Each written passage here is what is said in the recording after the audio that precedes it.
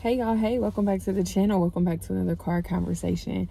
So this is going to be a quick video today, just giving a quick mental health update and an update on the biopsy and what's next. So let's start with the biopsy. So I had the biopsy last week. The radiation oncologist, the radiologist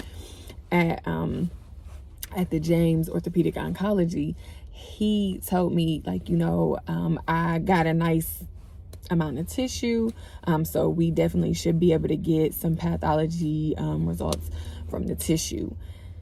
Come to find out, I had the biopsy on Tuesday. My doctor called me on Friday. My orthopedic oncologist called me on Friday saying that the tissue samples were non-viable. They could not detect anything from the sample. So I have to have a repeat biopsy on March the 4th. Let me tell y'all, I'm not looking forward to it because the biopsy, how they get tissue from your hip, it's, in my mind, I thought I would be like laying on my side and they would go in, through the hip.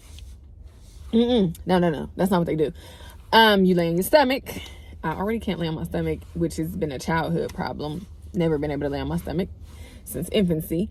So you gotta lay on your stomach, and they take this little drill, literally a drill, like you hear it, and they drill through your bone, your butt bone, and that don't feel good. I'm still easing when I sit down. So I have to have a repeat biopsy. So I went to see my medical oncologist yesterday, the HBIC of my whole care team. I went to go see her yesterday, and we had a conversation about, what's next. So I asked her, what if the results from this next biopsy come back that nothing is detected? Then where do we go from there? And so she said from there we would have an open biopsy, just because of what it looks like on the imaging. They have to know what this is, but it's been heavy on the spirit of others that what if there's nothing there to detect? So that would definitely be amazing. That would be a miracle. And not that God has not been performing miracles this whole time, right? Because he has. If you are a non-believer, this video is probably not going to be for you. Because God is definitely in the blessing business, and he is definitely in the healing business, and he is definitely still a miracle worker. So that's just kind of something I just been thinking in the back of my mind, like, what if there's nothing to detect there, right? So nevertheless, so that's the next steps.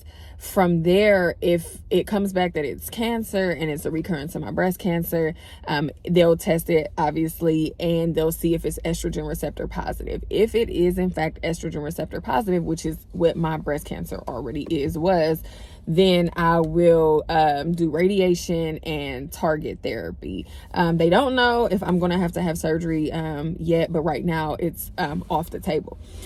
So it'll be target therapy, radiation. My medication is going to change from anastrozole to tamoxifen. And I'll still get my monthly injections and my bone infusions. If it's cancer and it comes back estrogen receptor negative, okay, then we have a different conversation. I would then have to repeat chemo. Which, this is my thing. I'm going to do whatever is going to save my life. Right? Like I've said over and over, if the science can keep up with my body, I'm definitely going to give my body a fighting chance. So that's kind of like the plan now.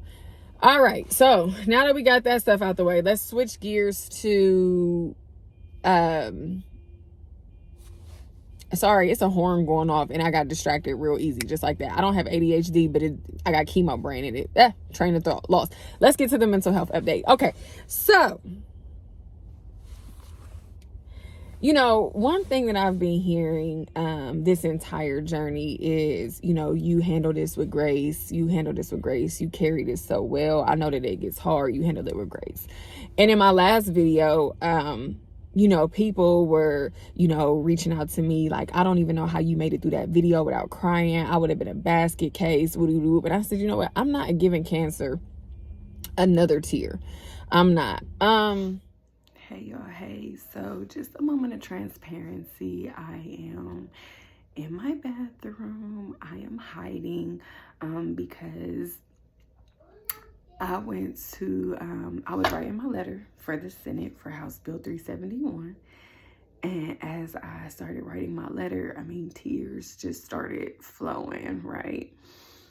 And I know that a lot of times people, look at me and they're like, oh my goodness, you're so strong and you handle this with so much grace. And I feel all of these things. And I know I said I was not giving little C another tear. But it's not the cancer that I'm giving a tear to. Really just thinking about my life thus far, and thinking about how it's changed so much in a year.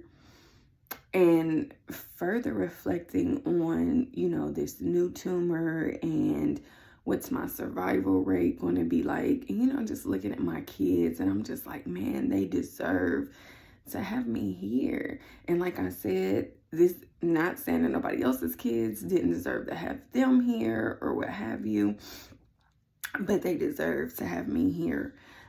I deserve to be with them. But the tears just came from the reflection and just the fear. This weekend I've been scared. And that's okay. Because I'm human. And that's a natural reaction. Like, my life is on the line. So yeah, this weekend I've been pretty afraid this weekend. And probably because I've been on Google, so I probably should stay off Google. But yeah, nevertheless, just a moment of transparency. But I'm going to keep fighting because I have the will to fight and I have the will to live. T strong. So yeah, that was a couple of weeks ago, and what happened? This is what set it off. I was in my support group reading, and somebody was talking about bone meds. And then I went to WebMD. I started reading stuff on Google and WebMD. And then I had told myself in my mind that I was going to die soon. Yeah, listen, this is full transparency. I don't have no problem. I know y'all probably judging me like, T, what? Yes, that's what I told myself. It was in my mind that I was going to die. Like, I'm not going to make it. So, I was really discouraged that day. I could not stop crying. And also what happened is I had to go to the Senate for House Bill 371, which if you've been following the videos, I've talked about that in a previous video. And I was writing my letter to the Senate, and I was really reflecting also on how my life has changed so much in a year, and things that I didn't worry about before that I have to worry about now. Every little pain in my arm, my leg, my head, I'm like, oh my God, is it another tumor? Every little pain in my back, is it another tumor? These are things that people without cancer don't have to worry about. It's not even a thought. It's just your leg is hurting because we getting old. I'm not old, I'm just getting old. My body has been through a lot in 35 years. So, those type of pains, and I've had joint pain my whole life. So those type of pains, now it's like, okay, is this cancer? And that's like anxiety that nobody wants to have to deal with or, should have to deal with. But I do. So here we are. So y'all, I was crying.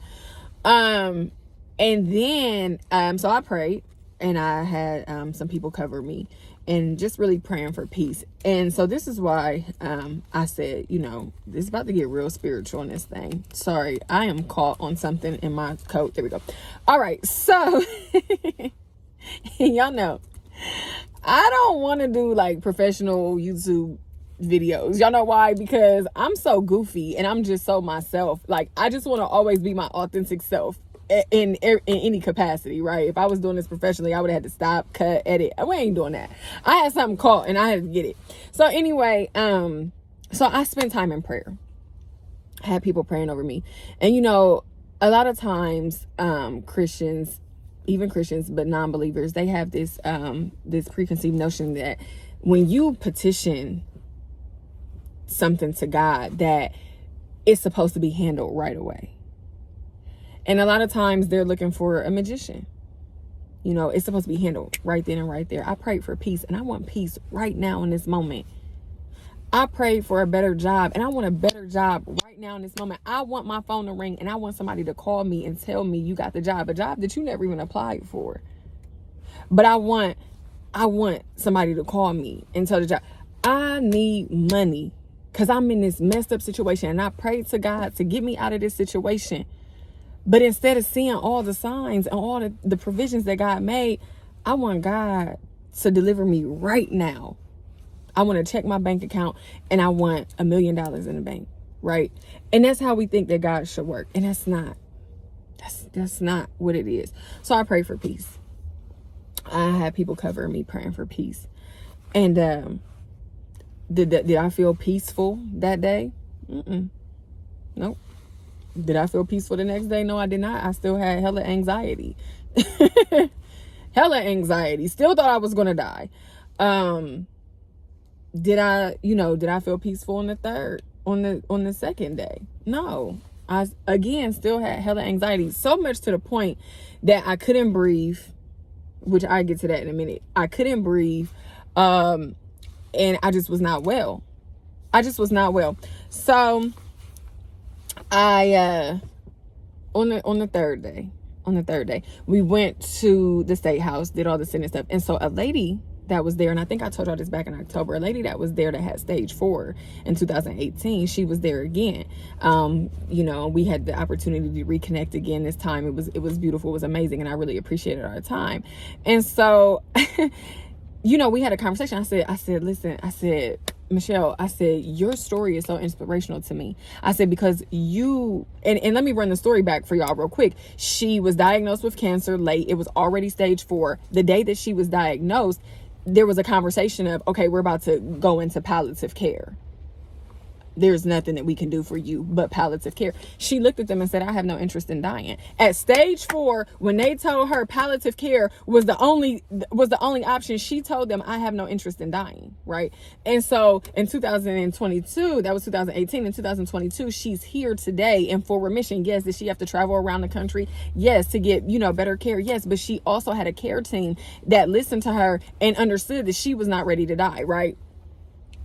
1 in 100 people or so. And so I told her, you've been an inspiration to me. I really just been letting that settle into my spirit. So go to the state house. She and I had a wonderful conversation. Don't need to know the details. It was great, very encouraging. I left there feeling a little bit better, feeling a little bit more peaceful. Wasn't fully 100% at peace, but more peaceful than I was, right? I had to end up going to the hospital that day because I just was not well. I couldn't breathe. I didn't feel good. I'm like, oh my God, this anxiety is about to kill me. My body was hurting really bad. I went to the hospital. When I was walking up to the door, and this is the crazy thing, I wasn't going to go to the hospital that I went to. I was going to go somewhere else. And then I was just like, come on, T, just go ahead and just go to this hospital. This is what you know, so just go here. I go to the hospital, and as I walk on the door, I see something. I see words, but I can't really make them out because I didn't have my contacts in, so I couldn't make them out.